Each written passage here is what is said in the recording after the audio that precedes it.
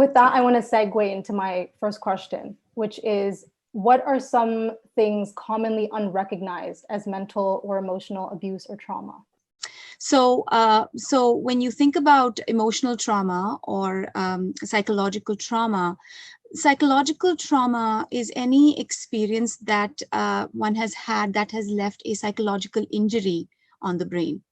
One of the differences between physical traumas and emotional traumas or psychological traumas is that in the physical traumas, you do see something visibly present that you can heal from over time, or something that gradually wears off.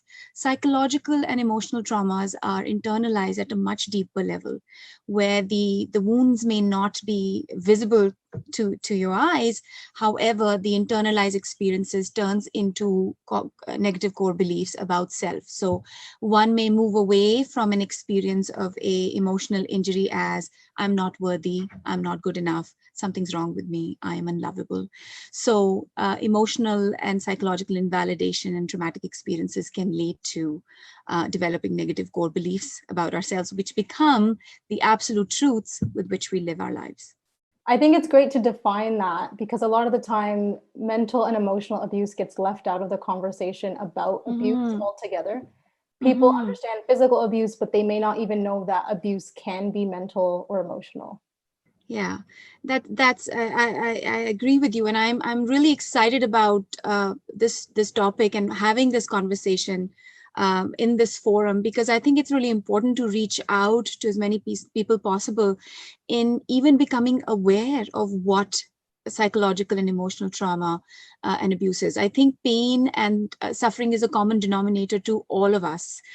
As we go through this pandemic together, it's a great example of how we all are impacted by a traumatic experience that has different levels of impact on all of us.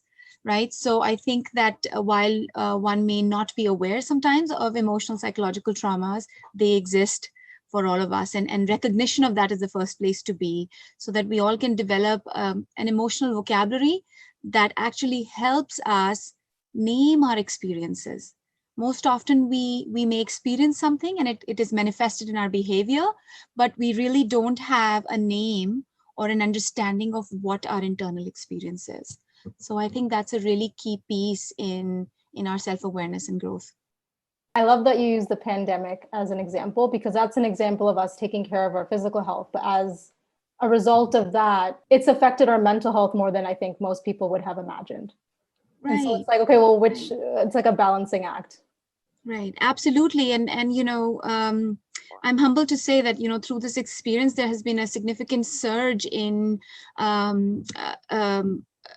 seeking out and reaching for mental health and emotional support because of the impact of the pandemic on people's lives. So that in itself is a traumatic experience that has stretched way longer than one could have ever imagined.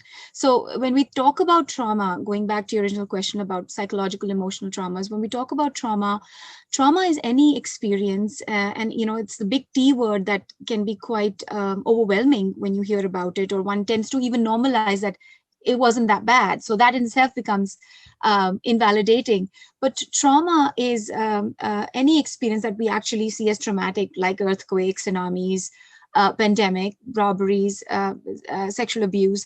Those are traumatic experiences. And trauma is also experiences that can be disturbing for individuals, such as betrayals, rejections, humiliations. These are also traumatic experiences that get internalized over our time and can cause a lot of psychological pain. So would you say trauma is more of people should look at it like it's a scale of, there's different varying degrees. Like I've heard losing your job is a type of, I've never would have thought of that example. Right. So it's a scale rather than this is trauma and this is not. It's not black and white. Absolutely. And yes, and trauma is very personal to each person, because for someone who has lost a job, the meaning behind losing a job may be that this person is not able to support their family if they're the primary breadwinner of the family, or have somebody in the back who's in the hospital. So there are so many trauma in itself. It's the meaning attached to that event that causes the psychological injury. And I think sometimes people maybe they don't label it as trauma, they'll label it as stress, but it probably is traumatic. Right, absolutely. Okay. And so stress can be a byproduct of the traumatic experience. Another episode of the Speak Real podcast, sharing one-on-one conversations. We believe that storytelling is the best way to empower youth and give them the platform to find their voices. Presented by YouthSpeak. Youth experience, youth voice, youth empowered.